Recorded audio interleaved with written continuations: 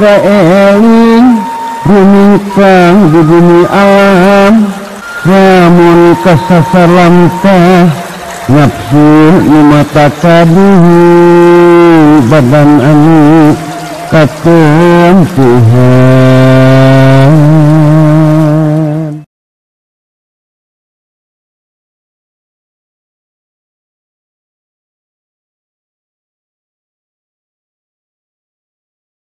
Man arafallah wa urifa annahu araf. Aya jalma nu makrifat ka Gusti Allah jeung manehna dikenal ku balarea salaku jalma nu makrifat ka Gusti Allah. Wa man ghairi fa annahu lam ya'rif wa arafa annahu la ya'rif. Jeung aya jalma nu teu makrifat ka Gusti Allah jeung manehna nyaho kalawan sadar yen dirina teu makrifat ka Gusti Allah. Wa man ghairi fa annahu la ya'rif wa la ya'rif annahu la ya'rif wa da'a annahu ya'rif. Jeung aya jalma nu teu makrifat ka Gusti Allah jeung manehna teu nyaho yen dirina teu makrifat ka Gusti Allah, tapi manehna ngaku yen dirina jalma nu makrifat ka Gusti Allah. Etalah tilu golongan atawa tilu tipe jalma nu aya dina urusan kamakrifatan ka Gusti Allah.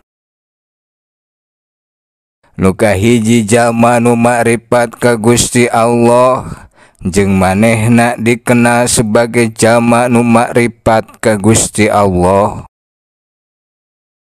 Ayeuna mun urang nilik ka diri urang sorangan atawa mandang ka diri batur, apakah diri urang atawa diri batur nu ditilik ku urang teh kaasup kana golongan jalma anu makrifat atawa lain? Kumaha cara nganyahokeunana?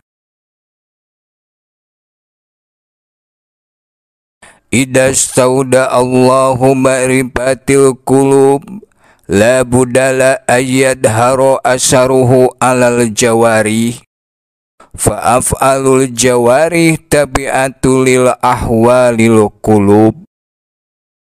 Upami Gusti Allah Subhanahu wa ta'ala maparinkeun rasa makrifat atawa cahaya makrifat ka jero hate hiji hambana, mangka baris ka tembong bekas-bekasna nyaeta bekas-bekas tina eta makrifat dina anggota-anggota badana anu dohir, anu jadi tanda tina kamakrifatanana ka Gusti Allah Subhanahu wa ta'ala. Naon margina? Margi ari gerak perbuatanana atawa ari tabiatna anggota-anggota badan anu dohir, eta teh nuturkeun kana kaayaan hatena, atawa dengan kata lain ari gerak perbuatan jawareh nyaeta anggota-anggota badan anu dohir, eta teh mangrupikeun cerminan tina kaayaan hatena. Hatina mun dina hate urang atawa dina hate batur nu ditilih ku urang aya makrifatan ka Gusti Allah, mangka tabiat atawa perilaku anggota badana anu dohir bakal mencerminkan kamakrifatanana ka Gusti Allah. Nya kitu deui mun sabalikna. Mun dina hatena eueuh kamakrifatan, mun dina hatena eueuh makrifatan ka Gusti Allah Subhanahu wa ta'ala, mangka perilaku anggota badana oge bakal mencerminkan sebagai jalma anu teu makrifat ka Gusti Allah. Jadi makrifat jeung teu makrifat hiji jalma bakal katembong dina tabiat anggota-anggota badana anu dohir gitu. Damun urang geus apal tur paham kadinya, mangka urang moal kabobodo tenjo kasamaran tingali, moal beunang dibobodo ku jalma-jalma anu ngaraku makrifat. Sabab bakal katingali tina asarna. Ari asar teh bekas anu jadi alamat atawa anu jadi tandana. Kumaha tanda-tandana? Geus apal can?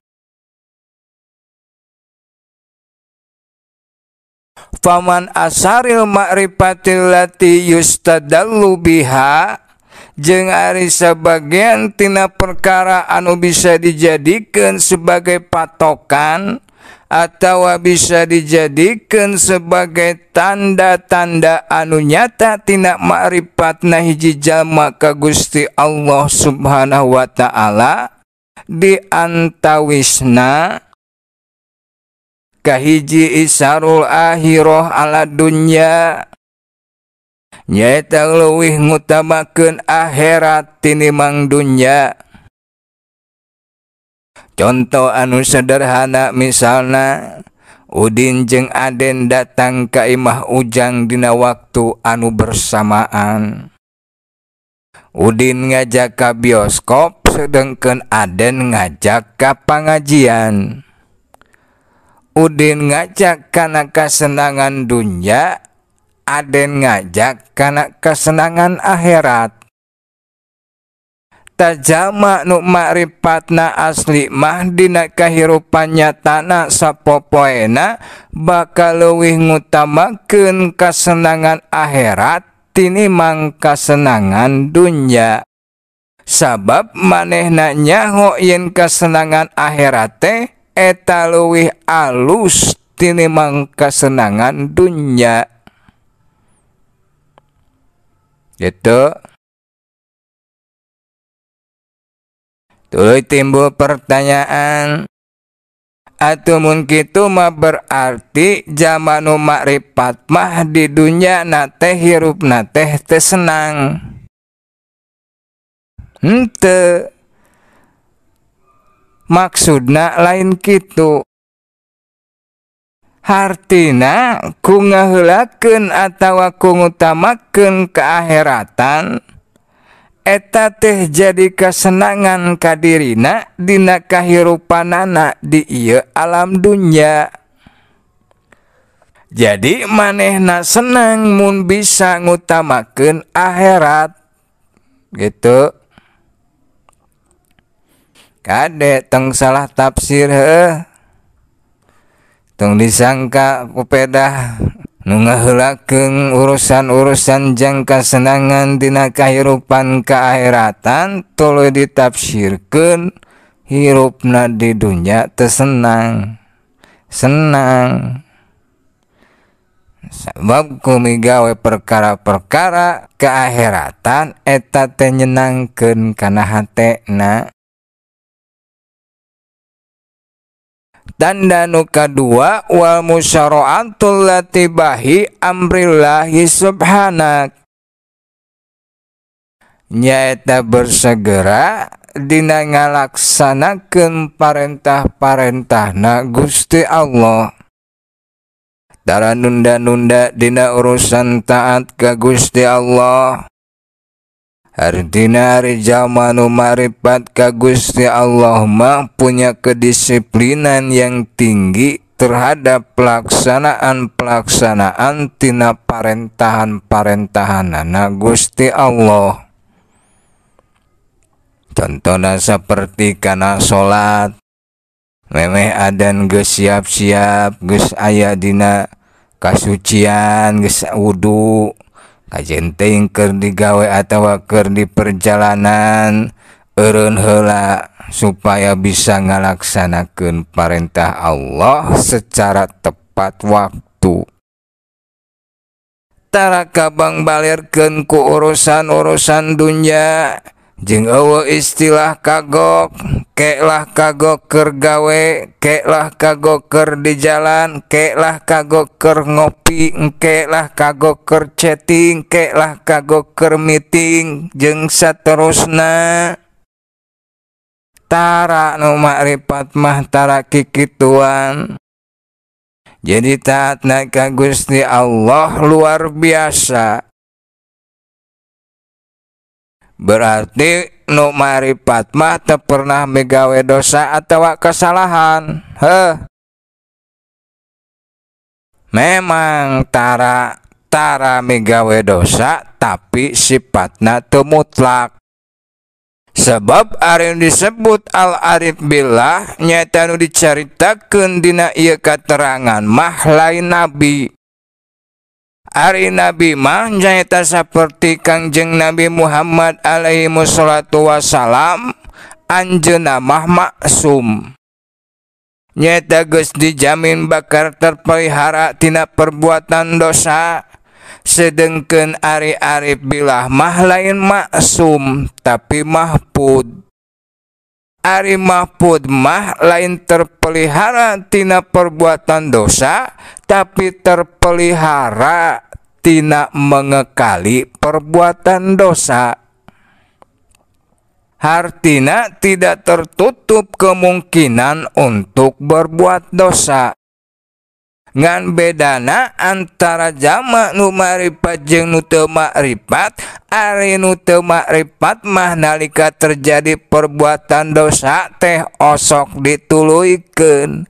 Sedengkeun ari nu makrifat mah di mana terjadi kesalahan atawa dosa teh harita keneh manehna eling kalawan sadar kana kasalahanana.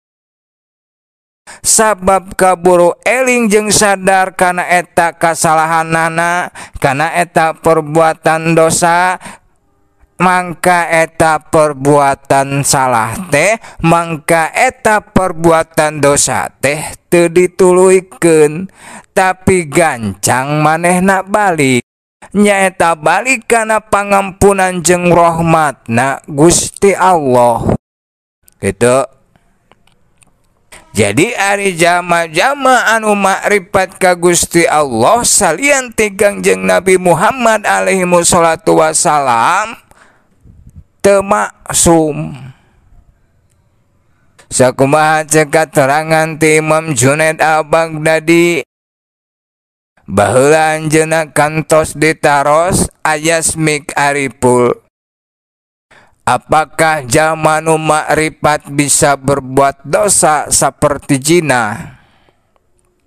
Dijawab ku Imam Junaid, wa kana amrullah qadara makduro. Mun memang cek titis tulisna Gusti Allah kudu kitu, bisa wae terjadi saperti kitu.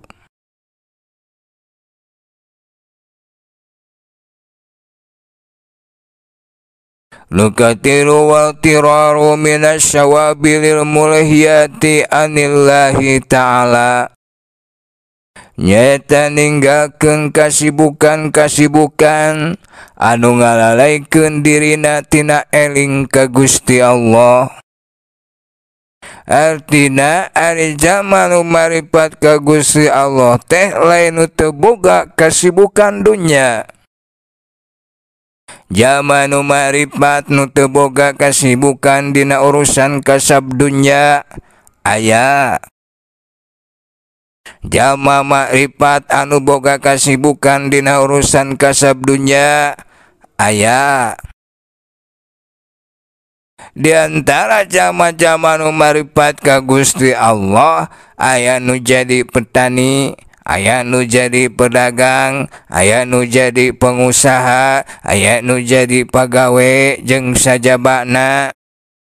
Artina sibuk jeung teu sibukna dina urusan kasab dunya eta lain patokan tina makrifat jeung teu makrifat na hiji jalma. Tapi mun aya kasibukan anu matak ngalalaikeun ka dirina tina eling jeung sadar jeung waspada ka Gusti Allah Subhanahu wa taala, mangka eta kasibukan teh kumanehna ditinggalkeun. Artina manehna teu ridho mun hatena kabang balerkeun ku kasibukan dina urusan dunya. Jadi eta teh sebagian tina sikap warona jama nu maripat. Nyaeta di antara kawarwanana ngajaga hatena supaya tetep aya dina eling jeung sadar, supaya tetep aya dina musyahadah ka Gusti Allah di setiap waktu. Nu kaopat al-husnu ala qawati ta'at, nyaeta ngarasa handeueul atawa ngarasa menyesal atawa berduka cita nalika manehna katinggalun tina migawe suatu ketaatan. Jadi di antara perkara anu matak menyedihkeun kana hate jalma nu makrifat di antarana nyaeta hilangna kesempatan untuk berbuat taat. Ari katinggalan dina urusan-urusan duniawiyah mah tara nepi ka sedih, saperti mun katinggalan kareta, katinggalan nonton TV, nonton bola, nonton sajabana, atawa katinggalan main HP, kacopetan di terminal, katipu batur, atawa leungit duit jeung sajabana, eta mah nu kitu mah biasa wae. Terjadi perkara anu nyedihkeun kana hatena, cukup ku ngucapkeun innalillahi wa inna ilaihi rajiun leungit pangaruhna. Hartina terjadi emutan anu katutuluyan, terjadi emutan anu berkepanjangan, komo nepi ka galau, nepi ka gering nang tunggalang layung mah pedah ditinggalkeun ku calon pamajikanana misalna, atawa ku harta banda, tara nepi ka kitu ari jama nu makrifat mah.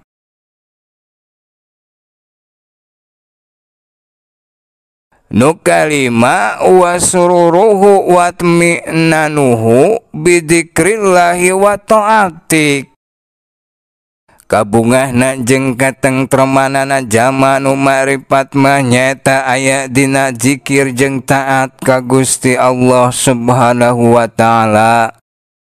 Nalika terjadi perkara-perkara besar ka dirina dina kahirupanana di ieu alam dunya anu mangaruhan kana hatena, nyaeta anu mere pangaruh negatif, contohna saperti kesedihan, kagalauan, kekhawatiran, kabingungan jeung saterusna, manehna tara nepi ka nutur-nutur eta kasedih, tara nutur-nutur kagalauan, kekhawatiran jeung kabingungan. Tapi gawat balik, tapi gawat malengoskeun hatena tina perkara-perkara nu menyedihkeun kana perkara-perkara anu ngabungahkeun, nyaeta kana zikir jeung taat. Hatena dipinuhan ku zikir, anggota badannya disibukkeun ku migawe taat, mangka bungah deui hatena, mangka tentrem deui hatena. Jadi ari kasedih kasusah kabingung mah osok aya da jalma biasa ngantara nepi ka berlarut-larut dina kasedihan, tara nepi ka hanyut tenggelam dina kasusahan jeung kabingungan. Di mana manggih kabingung, di mana manggih kasusah, manehna eling ka Gusti Allah, eling ku melalui taat, eling ku melalui dzikir. Taku melalui taat jeung dzikir eta hatena tentrem, hatena tenang, hatena bunga. Nu kagenep warahmatu wasapaqatu liholkillah, nyaeta welas asih kapapada makhluk Allah. Ari jalma nu makrifat nalika mandang ka makhluk rek makhluk nu mana wae, boh makhluk nu rupana manusia, boh makhluk nu rupana binatang, boh makhluk nu rupana tatangkalan, mangka manehna mandangna kalawan ainu rahmah, nyaeta kalawan pandangan anu pinuh ku kasih sayang, anu pinuh ku welas asih. Tara mandang kalawan pandangan anu penuh dengan kedengkian, tara mandang kalawan pandangan anu penuh dengan kebencian. Maneh namanya ahan jeung asihan kasadaya makhluk Allah, sabab melalui makhluk-makhluk etalah manehna bermusyahadah ka Gusti Allah. Suhudul kasroh pil wahdah. Mandangna kanu loba teh nyaeta kana rentulna jeung juntrungna sadaya makhluk nu maujud di ieu alam dunya, make pandangan katunggalan, nyaeta make pandangan tauhid, la ilaha illallah, la maujuda illallah. Nalika mandang kana lobana makhluk anu berbeda-beda, anu berlawan-lawanan, contohna aya nu iman, aya nu kafir, aya nu taat, aya nu maksiat, aya nu jinak, aya nu buas jeung sajabana. Tina mandangna kana lobana makhluk hatena ebreh ka Gusti Allah kanu ngajadikeunana. Matak nu makrifat mah kasasaha oge jadi rahmat, kanu berdosa manehna jadi rahmat, diantarana nyaeta ku cara ngajak kana tobat atawa ngajak kana iman jeung amal soleh ku ajakan anu alus, ku contoh-contoh anu alus anu berperi kemanusiaan, nyaeta ngamonusakeun manusia ku leuleuy, ku lemah lembut, ku welas asih. Mun teu daekeun diajak kana iman jeung amal soleh, teu matak jadi ngewa, masih keneh ngarohmatan. Diantarana nyaeta ku cara munajat ka Gusti Allah subhanahu wa ta'ala, ngadoakeun eta jalma-jalma anu alingkar, eta jalma-jalma anu maraksiat, supaya mareunang taufik jeung hidayah, supaya mareunang pangampunan ti Gusti Allah. Mun masih bangkawarah keneh manehna teu putus asa tina rahmat Allah, sok sanajan manehna tetep dina kamongkaranana, maranehna tetep dina kaingkaranana, dina kakupuranana, dina kapasekanana, tetep ngadoakeun mudah-mudahan tina sulbi-sulbi eta jalma-jalma anu balangkawarah teh lahir keturunan-keturunanana anu saroleh jeung solehah kitu.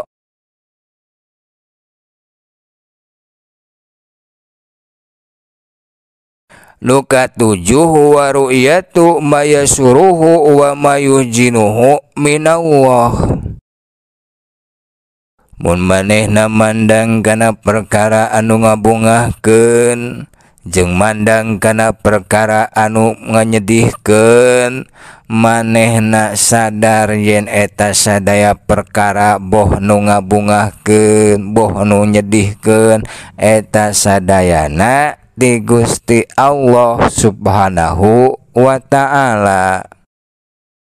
Artina sarua ridona, kanu menyenangkan manehna ridho jeung syukur, kanu menyedihkan manehna ridho jeung sobar, tinu menyenangkan manehna menang hikmah, tinu menyedihkan oge manehna menang hikmah.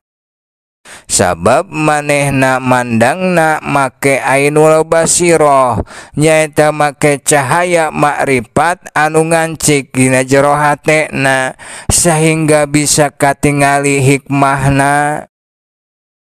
Sabab dina setiap perkara nu ditumibakeun ka diri urang masing-masing dina ieu kahirupan dunya aya isyarah jeung aya mu'tabarah anu jadi ibroh jeung hikmah. Itu ayeuna akurkeun jeung diri urang masing-masing. Akur henteu. Mun akur alus, mun teu akur alus. Alus. Nu akur jeung nu teu akur bisa saling mengisi jadi alus. Hartina mun ujang geus makrifat tuluy datang jalma dina kaayaan eling jeung sadar yen manehna teu makrifat pastarsidu wad'uhu ilal makrifat. Mangka aja mangka bimbing eta jalma ku ujang ka jalan makrifat. Sedangkan mun sabalikna sing horeng ujang teh geuning can makrifat. Mangka gera datangan gera teangan jalma nu geus makrifat. Pajalisu wa ta'allamu minhu. Mangka duduklah ujang jeung manehna, bermajlislah ujang dengan dia, jeung diajarlah ka manehna dina bab makrifat gitu. Jadi ku nganyahokeun tanda-tandana alus, lamun geus nyaho tanda-tandana berarti acan, berarti urang teh anu tadi dinya urang bakal nyaho langkah selanjutnya apa gitu. Sedengkeun ari nu goreng mah nyaeta jalma anu teu makrifat tapi manehna teu nyaho jeung teu eling jeung teu sadar yen dirina teu makrifat, tuluy manehna ngaku makrifat. Anu kitu mah pajetan ibu jauhan tinggalkeun. Ulah diajar ka dinya moal balek diajar ka nu kitu mah heueuh.